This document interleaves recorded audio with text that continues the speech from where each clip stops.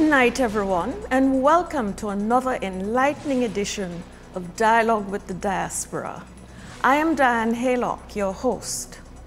Often when we think of diaspora, we think of those living in the United States, since that is where the majority of our Belizeans migrated to.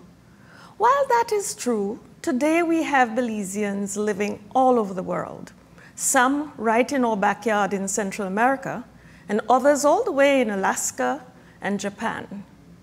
Our dialogue starts off tonight with Belizeans who have been making their living in the Caribbean island of Jamaica. Many of you will remember our first guest as a popular radio and TV morning talk show host on Creme Radio in Belize. And I am very pleased to have Kalila Enriquez Reynolds join us. Welcome, Kalila. Hi, Diane. Hi, Belize. Hi, everybody abroad, too. It's really wonderful to see you. It's good to see you, too. I like it. I love what you guys are doing. So let me start off then with perhaps the obvious question. How did you end up in Jamaica, and what encouraged you to migrate? Well, I came here originally for school, went to University of the West Indies and did my master's degree, and then I met my now husband and he refused to send me back. That's always the difficult part, huh? I know, right? You should have talked him into coming to Belize with you. That's still not off the table. Well, that's good to hear because we miss you here. Yes, I miss home too. I've been wanting to come home, but because of COVID, I haven't been able to go for the past year. I can imagine. So if we could talk a bit about the addition to the name, the Reynolds part of it. As you said, you met your husband there and as a result ended up staying. So tell us a bit about that part of it. You know, Belize people, we're kind of fast. It's some stuff for true. You're really digging on my business. What do you want to know? Come on, we're just being good Belizeans. No, he's a great guy. Yes. We met at a party, actually. And, you know, in 2010? We met in 2010. He is a really good dad. So we now have 3 children. Well, I had one before. So we have 2 together. Most recently, so the youngest is 1 and the other one is 2.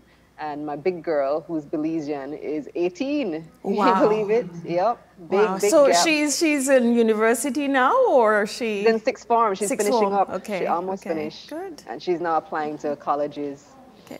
So it's 2 girls and 1 boy? One boy. Yeah, one the boy. baby is the boy. Wow, wonderful. My husband's great. He is a surgeon, actually. Just finished his exams for... So no, he's officially an orthopedic surgeon. Really proud of him. Wow, that's really good. Yeah, and that is such an important area. The whole area of orthopedics. You know, it's something that, of course, you know, a lot of people don't really think about as being important. But yeah, right. I mean, when you break your bones, that's exactly, who you have to go to. Exactly. I've had the unfortunate, you know. Situation happened where I needed to have an orthopedic, you know, serve me for quite some time, some years ago. But I'm pretty good as a result of having had good service, right? That's awesome. Tell us a bit about your professional career in Jamaica and how it has evolved. I mean, I know that you've stayed in the media, so if you could talk a bit more about that. Wow, so that's quite a journey. So my first job in media here was in entertainment, actually. So I started at RETV, Reggae Entertainment Television, as a producer. Didn't stay there very long. I quit that job after about 3 months. Ended up doing some freelance work at Hype TV, as also entertainment. And then I got an opportunity in news media, which is what I'm most familiar with and what people in Belize would know me for. I got a big opportunity at CVM Television, which is one of the big 2 TV stations here in Jamaica. So I ended up being a news anchor and journalist at CVM Television. And that was an interesting that was an interesting journey there at CVM, because compared to Belize, it's a huge newsroom with lots of resources, but they are the smaller of the big two. So there's TVJ with the RJR group, and there's CVM. And so going there, they kept saying, oh, we don't have a lot of resources and this and that and blah, blah, blah. And I'm like, this is more than I ever knew. In comparison to Belize, it's a lot, huh? In comparison to Belize, it's far more than I'm used to. So they kept complaining about, the lack of resources, lack of equipment and this and that. I'm like, listen, this is way more than I'm used to. I can definitely make it work with what you guys have. One of the stories that I was most known for covering during my time at CVM was the Tivoli Incursion. That was in 2010. I had just started working, so I'm pretty green, still fairly new to Jamaica.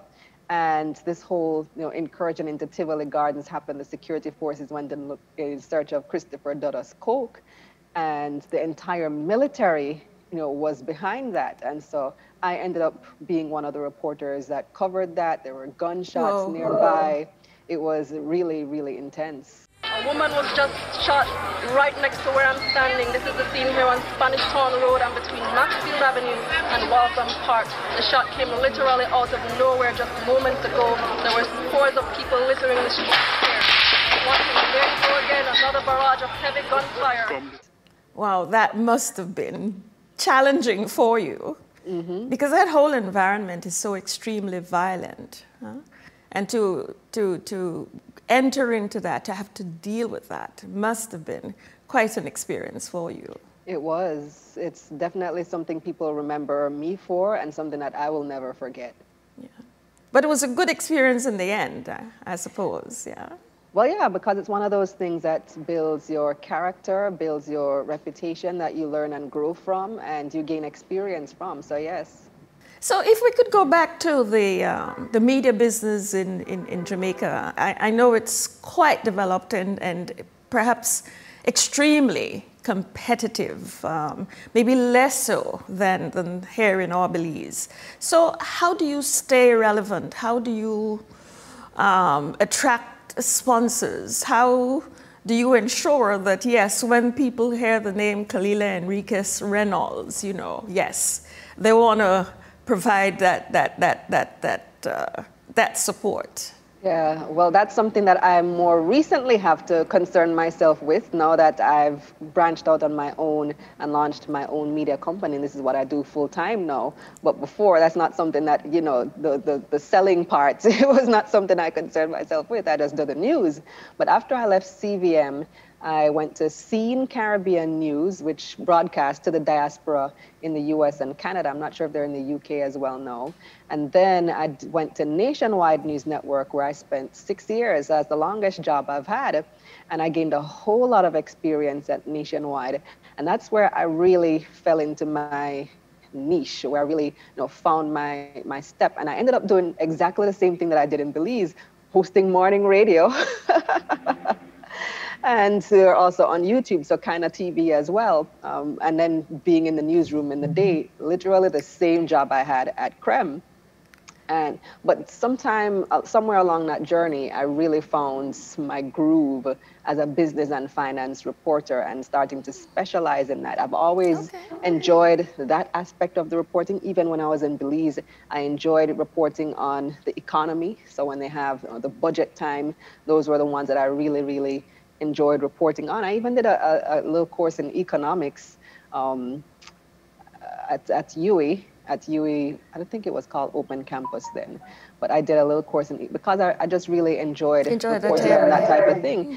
And then here in Jamaica now, the business environment is a lot more developed than it is in Belize. So they actually have a stock market, and it's a very active stock market. In the past 5 years, the stock market in Jamaica has been among the top 5 in the world, 3 times among the top 5 in the world in terms of returns. And so there started being a whole lot of interest around investing in stocks. The business environment started really blossoming as well, because we're coming out of this IMF program and the economy was doing a lot better. Then the JLP administration had made a lot of strides. They were elected on a promise of taking the country from poverty to prosperity.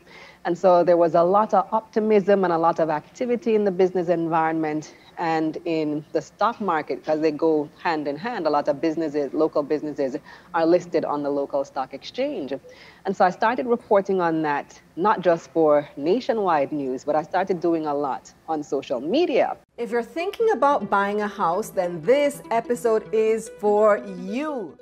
I started this program called Money Mondays, which I later renamed to Money Mondays JA. And we're talking about, whatever IPO was coming out, and there just was so much interest that eventually I said, you know what, we need to do a little bit more. And I started taking stock, which is a more discussion format. So Money Mondays was just me explaining what stuff is. So what is an IPO?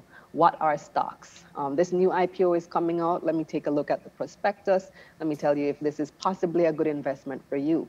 Taking stock now took things a step further, and we started talking to some of the movers and shakers in the business environment. So that was, or still is, a YouTube show. It's almost an hour long as opposed to Money Mondays, which is usually less than 10 minutes. And so with the success of that, that was launched in October 2019, when I was 6 months pregnant, by the way. Look at me, started business with big belly. Wow. But I did. And then came COVID, right? But let me take a step back to address your question. How do you stay relevant and attract sponsors? Yes. So I said all of that to say that I have remained relevant in the space. I've carved out this niche for myself as the go-to person for business and finance news. And it's something that nobody else was really doing, especially not on social media and not in the way that I was doing it. Business and finance news and news on the economy has tended to be really esoteric. Like, they use these big words and nobody understands what on earth they're talking about. The GDP this and the domestic blah, blah, blah, blah, blah. And nobody understands what these things mean. Like, they're speaking to a specific group of people who already understand. And a lot of the perception was there that investing is for people who are already rich. Right. You know? Right. And Yeah, so I came at it from the said, perspective that it's for everybody, you know? Yes. And once I developed that niche, it wasn't very difficult to attract the sponsorship. Yeah, I think the whole area of finance, as you said, is something that many of us shy away from. I mean, I could say that I do so myself. But what has been the response of the people in Jamaica to the program? It's been really great. I've gotten a whole lot of support to the point where you have some copycats who try to do it, which I don't mind at all. I welcome competition in the space, and I welcome other people trying to educate people on business and finance as well. But the response has been really spectacular, to the point where I've been able to leave my full-time job and make this my full-time job. So I now have Kalila Reynolds Media, and we do Taking Stock, we do Money Mondays, we do another program called Money Moves, which is for entrepreneurs, telling them how they can grow their business. We do another one called What's in It for Me, which breaks down stuff happening in the economy. And we do so many other things as well. So the response from the viewers has been great. The channel has been growing consistently over the past 12 to 18 months.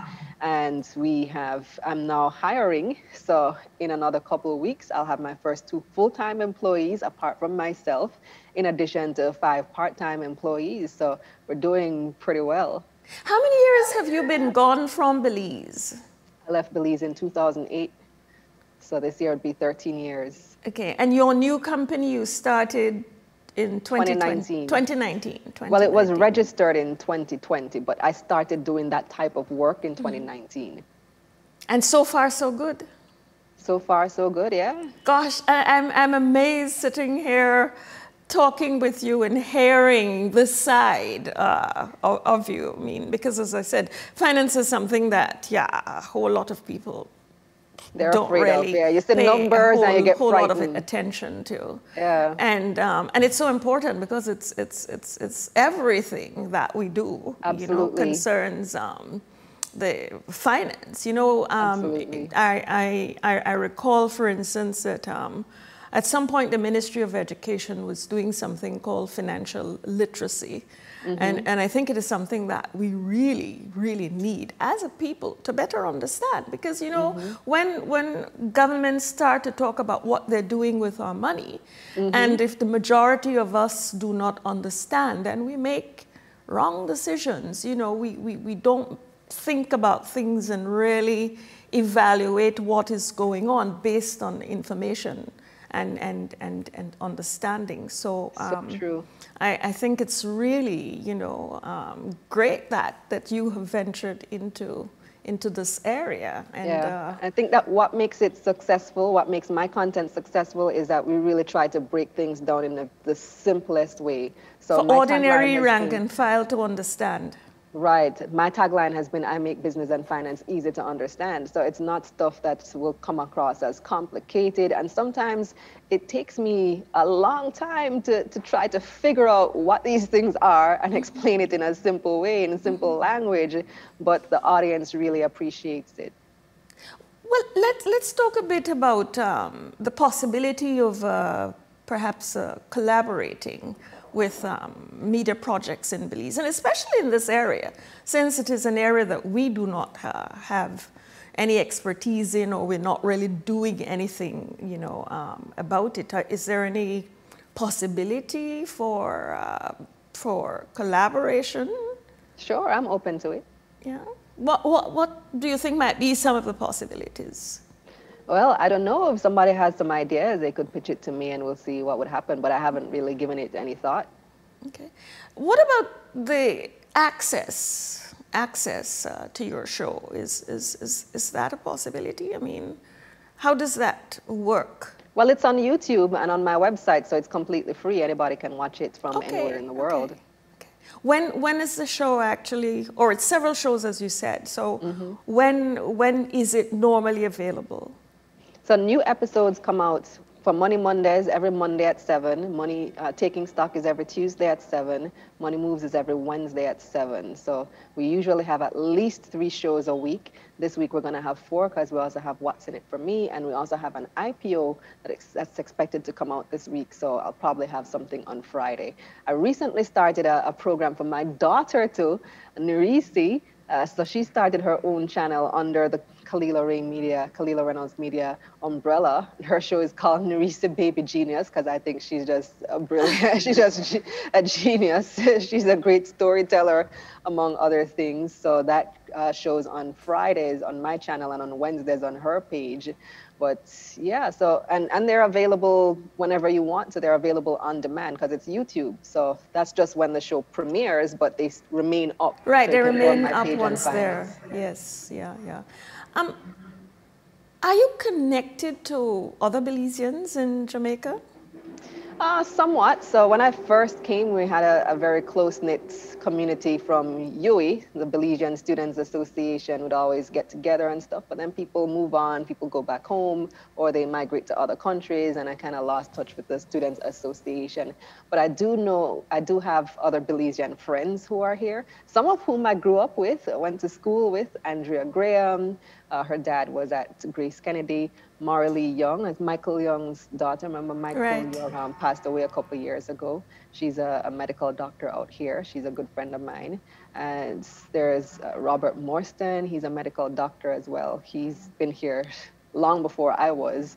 And there are a few others as well I keep in touch with for sure. There's a lady who makes Belizean food, a Belizean caterer, a great person to know. So whenever she makes tamales or meat pie and so, she gives us a call and, you know, you have to stock up. Do you have any association, any Belizean association, organization that is there to connect with on a regular basis? Not that I'm aware of. If there is one, I don't know of it, apart from the Students Association. I know the students on campus are pretty close-knit. Right, and they're always doing some things to... Right, they're always up to stuff. And let people know about Belize. Too. Yeah.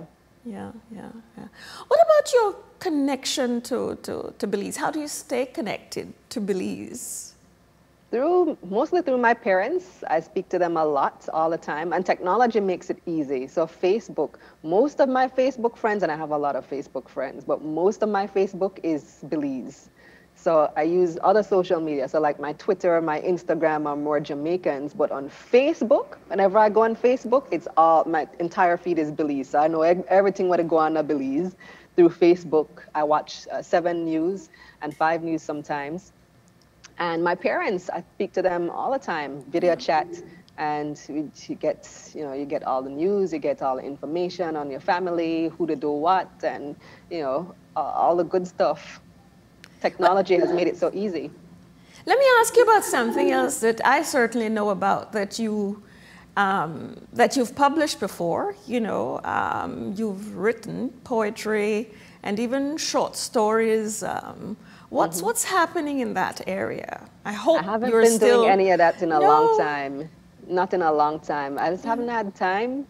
I think about it occasionally, but really, especially launching this company has been all-consuming. It takes up all of my time. Plus, I have the two small kids, 1 and 2 years old. So whatever I don't spend on the business, it's spent with them, and it really takes up all of my time right now. So perhaps someday I'll get back to the creative you'll side. Get back to it. Yeah, but right now I'm just really focused on building the business. Yeah. Well, that is creativity in itself, no? Yes, it that is. requires a lot of creativity, innovation, and so forth. So I suppose you're at least dealing with that part of it. Yes, absolutely. Well, Kalila, unfortunately, we're just about out of time for this segment. Are there some final words that you would like to leave with us? I think what the success of my business has shown is that being a digital entrepreneur is something that is completely possible right now, especially since COVID. There have been so many opportunities that have been dampened since COVID, but it has also opened up so many other opportunities as well. So it's an area that you guys should definitely be looking at. You can connect yourself to the globe. The barriers to entry are very, very low.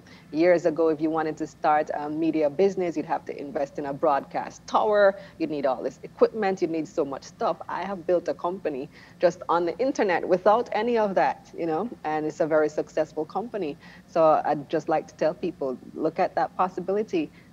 Look beyond your borders. You can reach people all over the world from anywhere you are and make a business out of it. And I'm sure you won't mind if Belizeans reach out to you for some further advice in that regard. Sure, they can find me all over social media at Kalila Ray, Kalilahrey, or through my website, KalilaReynolds.com. Excellent. Kalila, it's really been a pleasure talking with you tonight. And I look forward to when you come home next time. Yes, hopefully very soon. Hopefully I really very want to go soon. home. Yeah. Yes.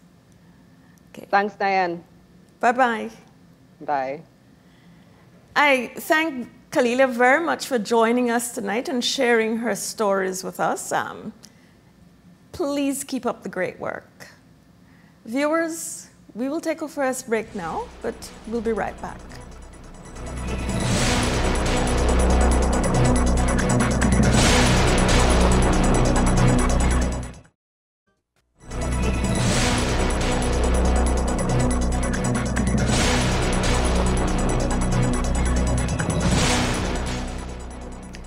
Welcome back to Dialogue with the Diaspora. I am your host, Diane Haylock.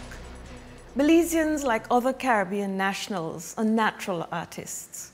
Our environment and experiences inspire masterpieces, be it visually, sonically, or even for the palates.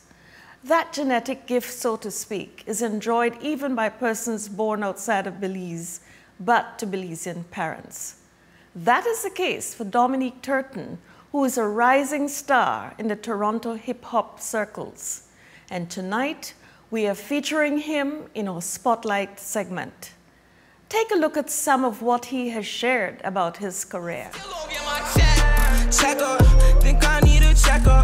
I'm in Indonesia and I'm riding on a Vespa, but my mind is on my checkers, on my chips. this together. I'm Belizean on my dad's side of the family. So we have my nana is Perdomo and my grandfather is Turton. And my great-grandfather actually started the rum company Travelers. My great-grandfather is Omario Perdomo. And I visited Belize when I was very young. I was probably like 6, and then I went back again when I was 8. And then just in 2019, right before COVID happened, I was there for a couple weeks too. And I was supposed to come back. I wanted to spend all of September because my birthday's in September. So I wanted to spend September down there.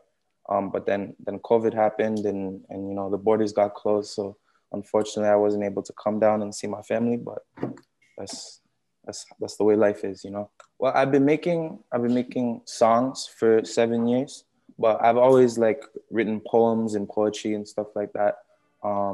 So it was, you know, going into high school, I got in trouble. I won't say what for, but I wasn't allowed out all summer. My mom, she kept me in the house all summer. So I started to make beats on the computer and like write to them, and I would record them off my cell phone. When I recorded my first song, I just started showing like my friends and stuff, and I got good feedback. You know, everyone was like, "Yo, you have a good talent for that." So I kept going down that road and expanding my sounds and what I was experimenting with, and 7 years later, here we are. All my stuff's on YouTube. It's on SoundCloud. It's on Spotify, Apple Music, Tidal, Amazon, Google Play. Pretty much anywhere you can look for it, it's there. At Dom, DOMVALLIE. That's pretty much my name for everything except for TikTok. TikTok, there's a 2 after it. It's Dom Valley 2. Now that's awesome talent, Mr. Dominique, or Dom Valley. Keep up the great work. Your extended Belizean family here at home are especially proud of you. Viewers, kindly allow us to take a short pause for a final commercial break for tonight. We will be right back.